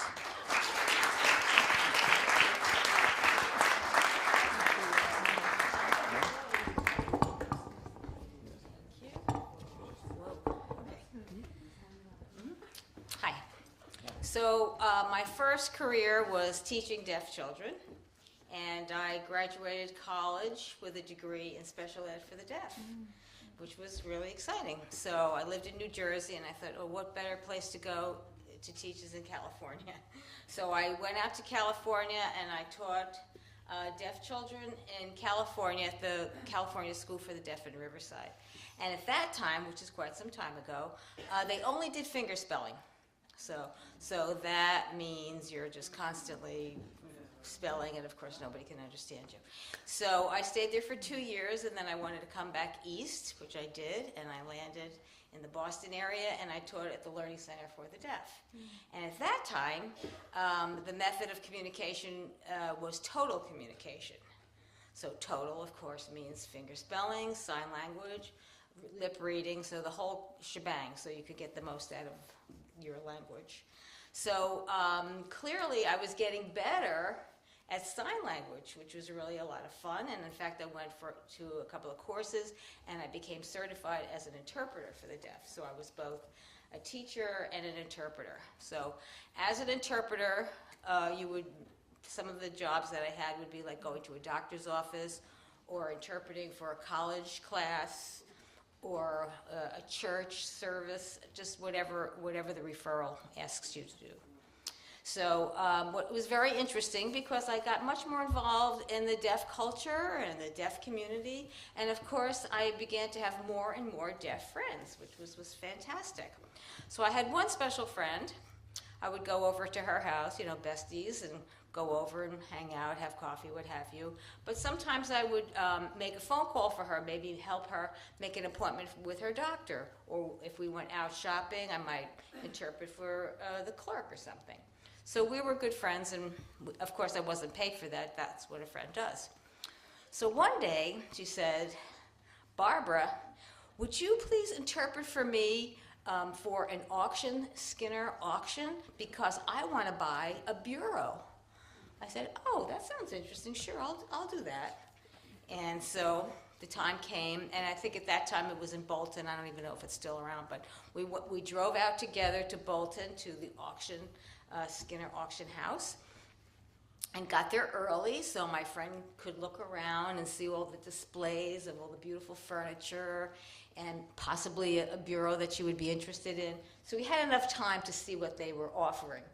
Great, it was a lot of fun. So it was time to come and sit down and have the auction. So we sat down, we got the number, we got the paddle. And so the way that it worked, and you probably know this, that there would be a big turntable on the stage. So the turntable came and would show 2 items. So say, for example, the first item would be a rocking chair, and then next to it could have been like a table or a bench or something. So the auctioneer would begin, "Okay, let's start, 100 here, blah, blah, blah, numbers, paddles going up and down, up and down, up and down. Sold." Okay, and we sat in the front, and I was just doing the best I could, interpreting, because it's fast, and there are 2 pieces of furniture, so sometimes it wasn't exactly clear what was going on, but we did our best, and she knew that I was trying my best. So another turntable came around, and there were 2 other pieces of furniture, and another turntable came around, and 2 pieces, so on and so on. So then the next turntable came around, and there was a bureau, and the second piece of furniture was an old Victrola. So she goes, "Oh, I want it, Barbara, I want it, get it, get it, get it." I said, "Okay, let's go, we'll do it." So the auctioneer started, and the numbers and the back and forth with people, paddles going up and down, my paddles going up and down. We're jumping, we're having so much fun paddling up and down. And if he puts his gavel down, "Sold." And she said, "Did I get it? Did I get it?"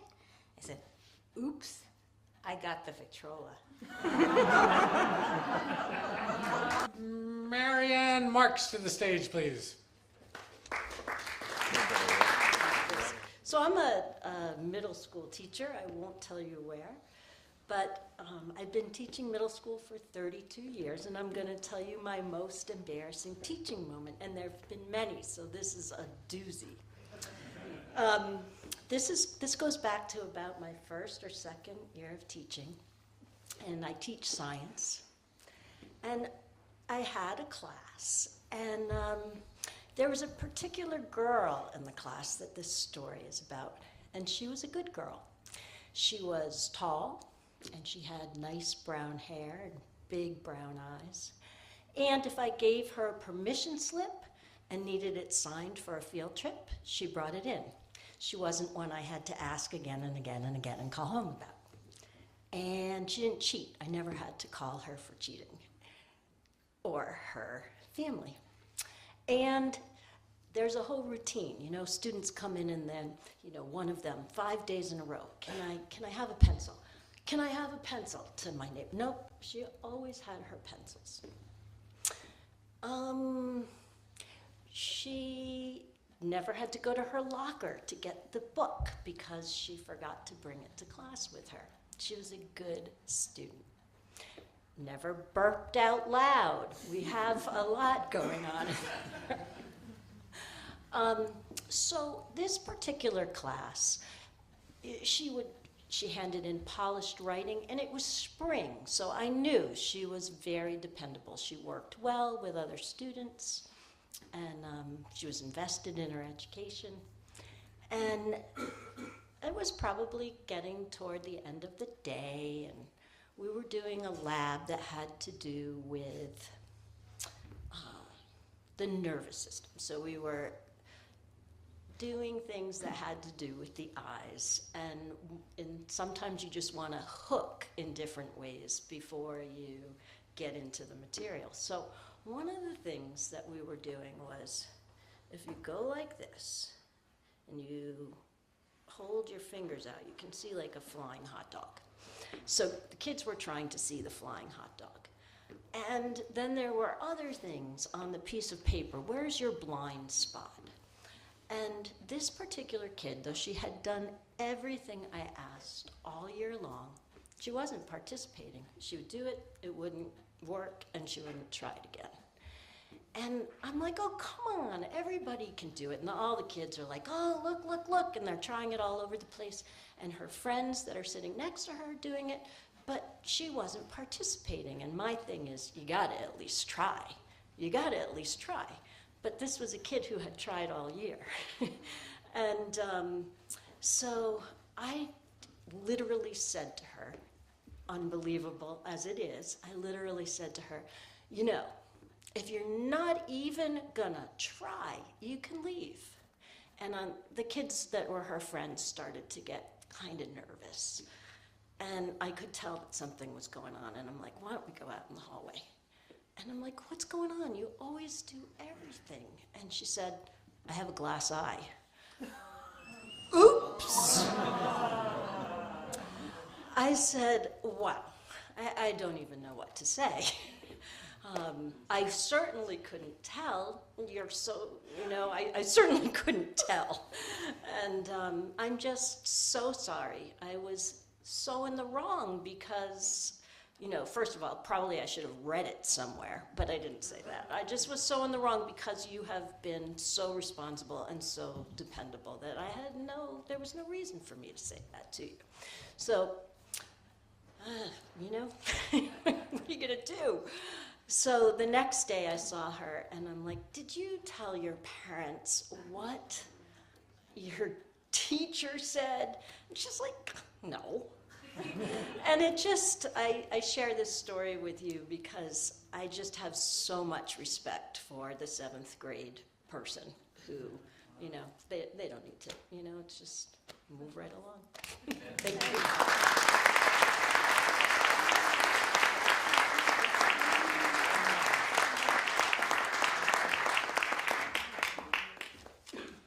Here's a couple of your oops stories. My husband needed to be in New York for the day on business. We were going to leave the following day for a trip to Thailand. His flight home got canceled, no problem. We'd meet him at the airport in New York, go on to Thailand. Our ride came, we went to the airport, got inside, and found that we had left his suitcase at home. He left her for a week in Thailand with only his business suit. Oops. I was parallel parked at a meter in Newtonville before the days of key fobs. I was locking the passenger side door when it slipped out of my hands and right into the storm drain. Oops. Hate that. That moment on a streetcar in Vienna when I discovered that the cord running over the windows was not there to inform the driver to stop at the next street. It was the emergency brake. Screech! Oops!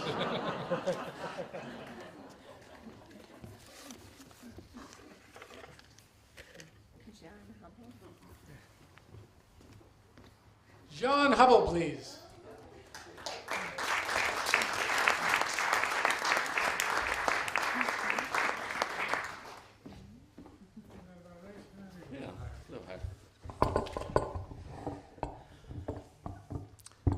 Hello. See, where do I want to start the story? I wasn't planning to tell any story, and I've never told a story before, at least in front of a crowd. But this came to me during the first session. So normally, I'm a social worker and very conscientious and straight and all that. But I do have a proclivity for one of the themes that's come up here today, which is breaking and entering, or at least what I would like to call is exploring. Now, before I get to the major part of the story, just so you know, I do have a history of this, and I love heights. And when the Zakim Bridge was being built, I just had to explore it. So I spent 4 or 5 years exploring it, and there's actually a way to get to the very top. And I actually took photographs, and nothing ever happened to me. I never got caught. I didn't tell my wife I was going. Sunday mornings, I would tend to leave at 4 in the morning. It's dark. And she wouldn't ask, and I would just disappear. And then I'd come back, and everything go all right? Oh, yeah, fine. So, you know, things are cool. And I actually got bold, and I showed some of my photographs and all that. Well, that ended. They finished it, and, you know, I'll keep exploring. Well, the next thing that I happened to notice is the state hospital, Med State, was being developed. And it had been gutted. It had been abandoned for, I think, 10 or 15 years. And I love to go exploring on my bicycle. So I happened to notice it, and, oh, there's some work happening. And I noticed that it's going to get redeveloped and turned into rental housing. And I thought, well, what a great idea. I should explore it, take photographs of it. And, okay, well, Sunday morning is always the best time to go. And again, I don't tell my wife where I'm going. I get up early. So the first morning of going to explore, there's one particular building, and it's, I think, 3 stories high, and it's got a cupola on top. And I think that's a great place to go. I'll go see if I can get into it, and then get up to the cupola and take photographs. And it's not quite sunrise yet, so it's dark. Nobody will see me. Perfect. Everything's lining up great. And I get up, you know, it's actually not too hard to get into because they're doing construction and it's not boarded up. So I get in and I go up to the 2nd floor, and of course there's asbestos and pigeon poop and everything.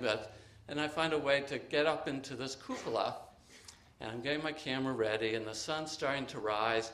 Perfect. You know, these are great photographs, just what I want. And then, you know, it's 4 sides. You can turn around, and then I look around, and all of a sudden this dark car arrives.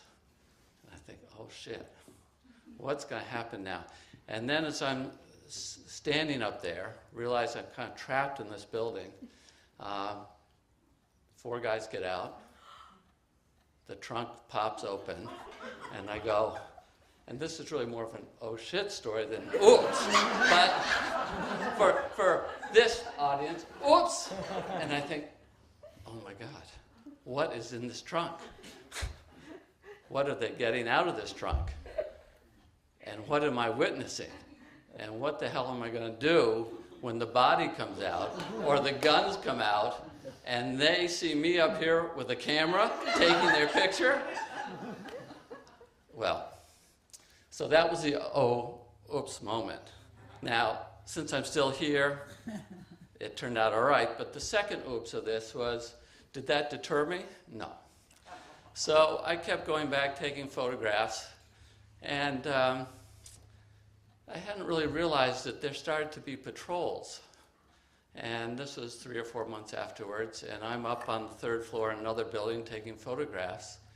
And my mode of transportation was bicycle, and I would leave my bicycle down at the base of this building, and I look down, and there's the cop, and he's taking my bicycle, which is a Peugeot bicycle I've had for 30 years, and he's taking it away, and what do? I could hide and run away, but then I lose my bicycle.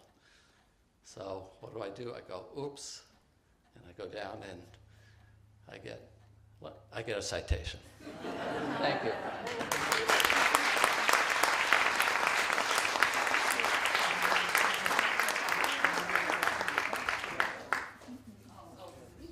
They were construction workers on Sunday morning.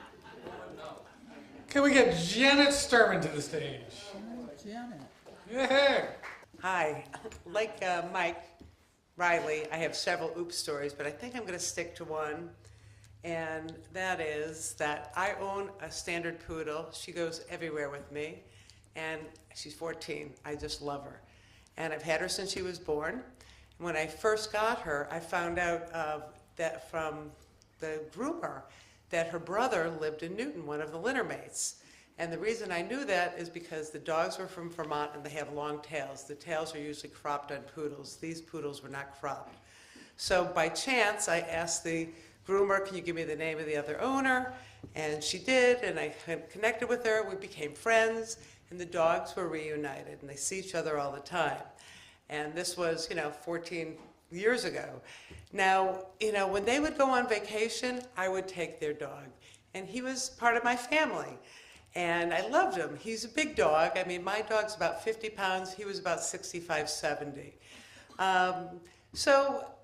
And when I would take the dogs out, I would usually put them in the back seat. I have the back of my car, and they would drive them around, leave the windows open. We'd go to the park, let them run around, get them back in the car, and go back home.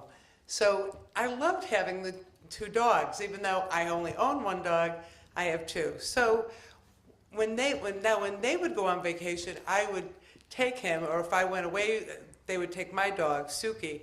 However, this one time they went to Mexico to visit their family for 2 weeks, and their dog was staying with me, Pearlie.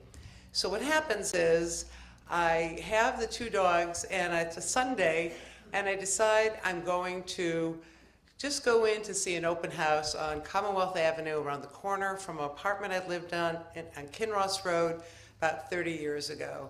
And I really wanted to see this condo, and I wanted to go in and see it. And I said, I'll leave the dogs in the car. My dog's very good in the car. She sleeps. I've driven up to Vermont with her. She'll sleep in the car the whole way. I've gotten out of the car, left her in the car, and go shopping. She's in the car right now, actually. But she's great. Now, Pearlie, not so good in the car. So I thought, how long is it going to take? I'm going to run into the place, look at the condo. This is off of Commonwealth Avenue, right in Cleveland Circle. Actually, near the laundromat. I don't know if you know where that is. Anyways, so I get out of the car, and I go into the house and do the 15 minutes. Oh, by the way, of course, I always leave the windows open because I want the dogs to be able to breathe. So I leave the window open, I'd say about maybe this much. I know my dog's not going to jump out of the car. But I get back out to the car, and guess what? Oops, Pearlie jumped out of the car. Thank God there were some people walking by, and they grabbed him, and they held him until I came out. And they said, oh, thank God. And they said, we didn't know what to do, so we looked at his collar, and we tried calling you from our cell phone. And of course, they're calling the home of the owner, who is in Mexico. So leaving this message saying, oh, we have your dog, he must have jumped out of the car, give us a call back. And the other dog's still in the car. So I'm thinking, oh, I'm not going to tell them that this happened. So, a week later, I go to, they come home from their trip to Mexico, and they get the answering machine, the message on the answering machine that Pearlie had jumped out of the car, and I was like, oops. So, don't see him that often anymore, as you can imagine. Could we have Rachel Greenberg to the stage, please? Some funny stories tonight.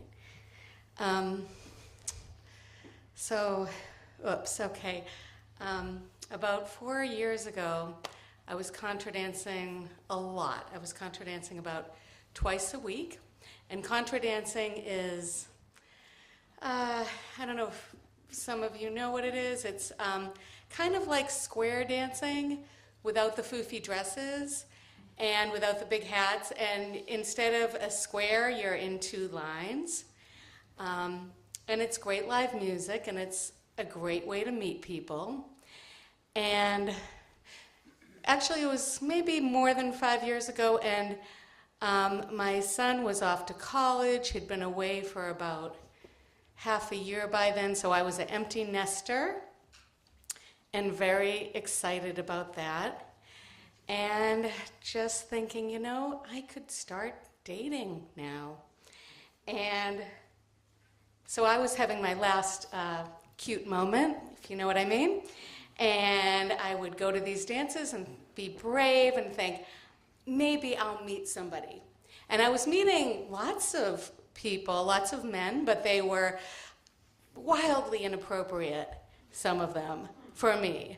Either married or, I don't know, one person that I met was polyamorous. I wasn't into that. And so, wildly inappropriate. But then I met Glenn, and he was like a tall, cool drink of water. Very handsome, very flirtatious. And I was totally smitten. And at that time, I was reading these ridiculous dating blogs that were just retro 1950s dating advice. Don't ask the man out first. Don't tell them how you feel. Always let them make the first move. All this stuff. And I was believing it, but I was really smitten. And so one night at this dance, Glenn was being particularly flirtatious, and I was being very flirtatious. And then after the dance, I thought, let's see if we can walk out together towards my car. So we did. And I'm thinking, I'm going to kiss him. I'm just going to do it. And we get to my car, where my car was. He was very gallant, walked me to my car.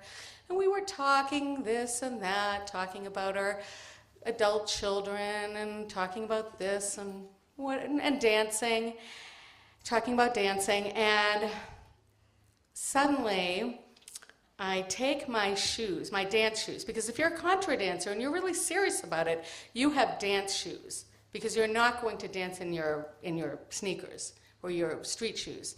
So I take my dance shoes and I slam them on top of my car, because we're right outside my car then, and I say, I just have to get something out of my system, and I kiss him, and he kisses me back.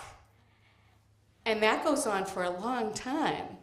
And as it's going on, as we're kissing and kissing, I notice people are leaving the dance. Lots of people are leaving. There's just nobody there anymore. Except my car is on the street. And then up the street, way up, there's another car. And we're still kissing. And then I notice, strangely, that there's a gentleman standing right outside the car too. There's somebody, there's myself, there's Glenn, and then there's somebody else. And he's leaning up against the car. And I thought, well, this is interesting. And then he takes out a cigarette. And he lights a cigarette, and he's smoking a cigarette as we are kissing just a few feet away from him. And I thought, well, this is interesting. And then he goes around to the other side of the car, and he opens a door. Whoops! I had slammed my shoes down on somebody else's car that looked just like my car, and that was not my car that we were kissing in front of. And I look at Glenn, and he looks at me, and I'm like, oh my God, we both knew what had happened at the same time. And we start laughing, and I look over at the man who's very calmly smoking a cigarette, and that cigarette looks really good to me. I hadn't smoked for years, but at this time I want to ask him two things as he's smoking his cigarette. I want to ask him for one, and I want to say, was it good for you? Thank you.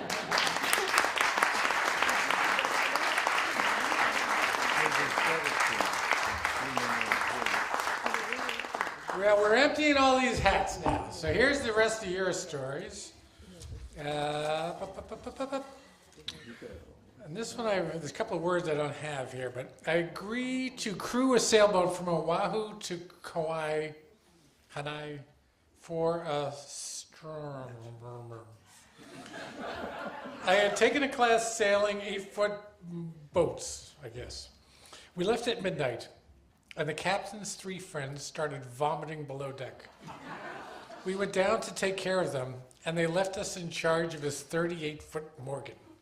That's pretty good. Oops. Forgot to check the tides, but over 2 hours got stuck on Lieutenant Islands, but turned out to be a lot of fun. Oops, I didn't know you'd be asking. Oh, this one's from an editor. Oops, when Jerry Riley spelt plane, P-L-A-N-E, wrong in the newsletter. Thanks. Oops, that was supposed to be silent. Stinky. Oh. Last name. Adam Gray?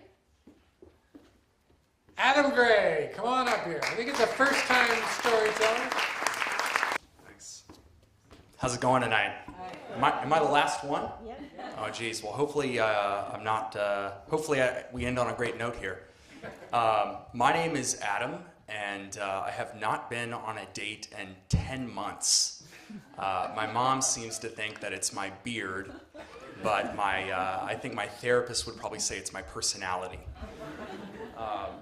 I think they both would say, though, that I could never be a pilot because I can take off, but a few moments after taking off, we experience a little bit of turbulence, and then a crash is always inevitable. And that is really just across multiple domains in my life. The story that I'm going to share with you guys tonight is actually a story that happened in the last, I would say, 90 minutes to 2 hours.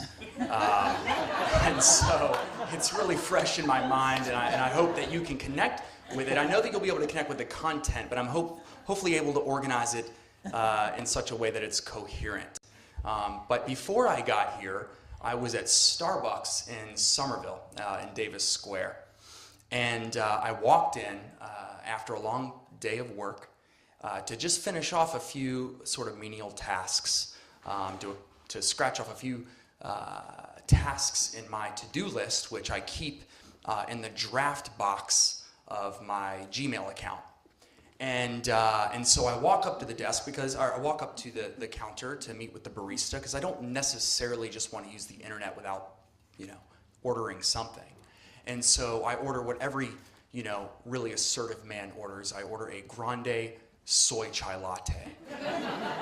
And, as a man who has not been on a date in 10 months, and I mean this in the least creepy way possible, but I'm always kind of like looking, And let me tell you, I really need to change my strategy because ordering a grande soy chai latte boosts the ego and confidence as much as maybe listening to the sound of music before you enter a UFC fight. So that said, there I've got my delicious grande soy chai latte in hand, and I'm scanning the area of Starbucks, not because that is my main goal, but let's just call it a sub-goal. It is one of the sub-bullets in my to-do list on my Gmail account. So there is lots of space, but my eye catches this one area where there happens to be a woman that I deem to be about my age, and she's furiously writing, and I'm immediately drawn to that sort of shaking of the hand. That catches my attention. So I thought, there's lots of space here, but I'll go sit next to her and hopefully not be too awkward. So I sit down and, I open up my laptop. I got my legal pad there, and I log into my Gmail account, and I kind of peek over, and I can see that she's doing some math. There's matrices on her paper, which really piques my interest because I'm a high school math teacher. So there's two thoughts that I have right after that. One is like, oh my God, we have something in common. And two, what if she's better at math than me? What if she asks me for help and I'm like, I don't remember that, but yet I get paid to do this on a regular basis. So it's just lots of emotions that are just swimming around inside of me. And so I thought to myself, Adam, all right, just positive self-talk here. You can take off. The plane is still on the runway. The plane is still on the runway. So she actually gets her phone and she gets him and walks away, and it just clicked. I knew what I was going to say upon her return, which I did and executed beautifully, may I add. She returns a few minutes later, and in that time I had accomplished nothing. And she sits down and I say, you know, you got to be really careful because there's a lot of like math thieves around here. And there was some guy walking around with a pocket protector and he was eyeing her paper. And I mean mugged him, which for those of you not in the know, mean mug is, I think, a millennial term for RBF. And if you don't know what RBF is, then don't worry about it. But so I told this sweet woman who, well, I don't know if she's sweet, but I'm imagining us having kids already. She's into math, and she sits there and I say, you know, this thief wanted to steal your homework and put it behind museum glass, and I was the hero. I saved your math homework. You're welcome. And she sits down and she starts to scoot over to the left a little bit. But, you know, I mean, she kind of had a smile and so on and so forth. And we just started talking, and I'm a little old school. I just said, hey, my name's Adam, and she said her name was Anna, and we started chumming it up. And so I started to ask questions. So, you know, what field are you in? Why are you studying math? And she says that, well, I'm at Harvard, and I want to be a developmental economist, and there's two thoughts, well, maybe three thoughts I had in that. One is, I have no idea what that is. Two is, will you marry me? Right? And I'll get to the third in a second. But so we're chumming it up, and you know, like I read Freakonomics. I've just seen the Netflix show, and she is studying economics, and I'm like, oh, cool. I think I've read that word somewhere, and so we're talking, and I don't know, the thought just came in my mind, and I just said, so you know, do you what kind of books do you read? Do you read fiction or nonfiction? Given that your subject area is so content heavy and it's so emotional because you study developmental economics in third world countries and how to close gaps for people who are historically disenfranchised and disadvantaged. And she says, well, I read a lot of fiction, but I do read some nonfiction as well. Most recently, I've been reading like Poor Countries and Why Nations Fail. And this is where the third thought comes in. I'm like, oh, Jesus, what if she asks me what I've read lately? So at this point, I'm not really even paying attention to what she's saying. All I'm thinking is, how much I don't measure up, and oh my God, what am I gonna say? Like, I read, my nephew who's in 4th grade is reading James and the Giant Peach, and I'm reading with him, and my sister's son, I just read Green Eggs and Ham, and it's not a page turner, but the illustrations are amazing. So of course, what she says after she just has this repository of white papers and academics and all these people, she says, well, what have you read? And I said, it's been fun chatting with you. I will get back to you. Good luck with your work. And so then I'm like, okay, turbulence. This is where it happens. See, I took off. And right now, at this point in our interaction, basically what I am either Maverick or Goose. And if you don't know who Maverick and Goose are, they're from Top Gun, right? Tom Cruise, and I don't know the other guy's name, but he's Dr. Green from ER, if you remember that. And they just start spinning in the air, and they're fighter, and then it's terrible. Goose dies, and Maverick survives and lives to fly another day. And in this moment, I'm not sure if I'm Maverick or Goose. I know I'm going to crash, but I want to live. I want to live to fly another day. So in any case, I go back to the tasks at hand, and I'm working out of my draft account and my Gmail account, and I'm just like scratching things off and doing things.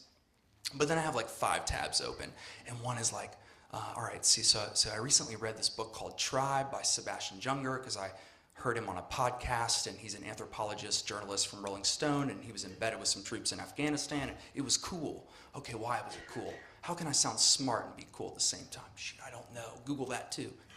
But then I read another book, and the book the other book I read was by a woman, a feminist called Bells Hooks, and the book I recommended is called The Will to Change, Masculinity, Men, and Love. And the reason that I read that book is because Bell Hooks did an interesting NPR piece where she spoke a little bit about Louis C.K.'s recent misbehavior. And so I thought, I gotta read that book because she sounds interesting. So I've read something called Tribe from an anthropologist, and I've read some feminist book. And then I'm like, oh, geez, these are gonna be my recommendations. Sure, it competes with Why Nations Fail in Poor Countries and all these white papers, but I gotta go with something else than James and the Giant Peach and Green Eggs and Ham. So I start to construct an email to her while she's sitting literally half a foot from me. And I'm like, hi, Anna. And then I'm thinking, is it 2 N's or 1? I don't know. Okay, come back to this. Comma, enter, enter. It was so nice meeting you at Starbucks, even though you're still sitting right next to me. You know, like, I'm really interested in developmental economics. I don't even know if I'm saying that right, but I'm really interested in what you're interested in. Just tell me more about what that is, and I'll be interested in that too. And by the way, here are my 2 book recommendations: Tribe and The Will to Change, a feminist book from the I think the 80s. Jesus, I need to read more. And so then I pause and I say, okay, I am like spiraling out of control, even though I haven't moved 10 inches. And I'm either goose or maverick in this moment. So I interrupt her right in the middle of her problem set and I say, I need 2 things from you. 1, I need your email address because I'm about to send you an email. And 2, I just Googled like interesting things to do on a Friday night, and there's this thing in Newton called the Oops Storytelling Event, and I need some ideas for what to tell. And she's like, you tell stories? And I'm like, oh my God, I do now. She thinks that's cool. Yes. So we have like a 10-second exchange, and then I'm like, all right, I didn't crash. I just need to leave now. I need to leave now. So I clicked submit, and then we shook hands awkwardly. And by the way, it's 1 N, not 2. I got that information as well. And then I left. And there was some good rapport there that upon opening that door to Starbucks and getting into my 2012 Toyota Corolla to come here, I was excited at the prospect of talking about developmental economics with 1 and Anna. But then, when I turned my wrist and the engine started, I remembered. Oops, I constructed the email in the same email as my to-do list. Now, the top 3 items that I had left in my to-do list were, number 1, therapy appointment on Monday. Number 2, find a new job. Number 3, call mom to apologize for missing her recent birthday. So here's what I will say, ladies and gentlemen. If and when there is another event here titled Miracle, the story I will tell is if in fact I ever meet up with 1 and Anna. Thanks for listening.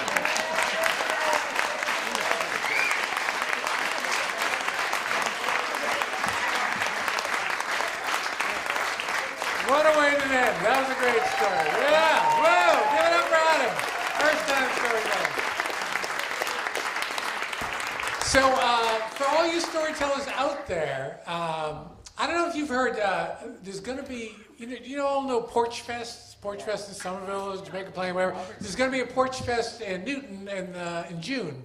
In Auburndale, which is a great thing I'm all excited about. It's music and, people's front porches, whatever. A couple days ago, my wife and a friend of hers were talking, they said, I envy Auburndale. We should do this in Upper Falls. I would love to have, Porch Fest in Upper Falls. And I said, well, but there's hardly any front porches in the houses in Upper Falls. They go, yeah, that's right. And they said, you should have Jerry do, like, stories from the stoop. So I think in September, we're going to organize this thing like Porch Fest, wander around the neighborhood, house to house to house, with storytellers at each house. So all you storytellers who are here tonight, if anybody wants to be involved with that, let me know and we'll put you on the list and we'll get that together.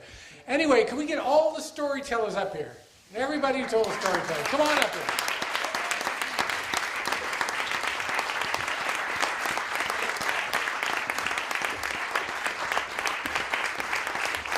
I love these events. You never know who's going to walk in the door. We have some like regulars, and every time just people show up. and we have a great old time. So give it up for the storytellers.